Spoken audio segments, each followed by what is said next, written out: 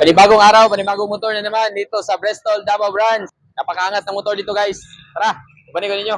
Kabalo ba mo nga na ay budget killer maxi scooter ang QG Motors karon? Kaysa yung futuristic o premium design makaingong yung kag mahal yun yung motora ba? Pero affordable ramang good. Mo din ilang Fortress 160cc nga scooter. Tara, uban ko ninyo kung unsay feature aning motora. Iyang design sa tubangan ba kay futuristic yun kayo. Unya naka windshield ready na pud ni siya. Ug ang iyang headlight naka projector quad lamp na pud nga hayag yun kayo ini kagabi. LED lights na pud ni iyang mga signal light at tubangan og likod. Unya ang pinaka good sa ani naka ABS brakes na pud unya napag traction control. Unya gidungagan pag yun feature nga PSI monitoring nga makabalo kag kulang og hangin imong ligid ba. Unya yung susianan kay naka keyless system na pud ni. Unya nindot pud kay iyang manubela ba kay naka naked handlebar nya elegant kay tanawon. Ug pagabot sa makina FI 4 valve liquid cooled na pud ni. Nga dili gyud ka mabitin sa mga short og long ride nga biyahe. Ug mangutana ka about sa presyo ang spot cash ani is 149,999. Nga pwede ra nimo makash, pwede pud installment. Ug kung gusto ka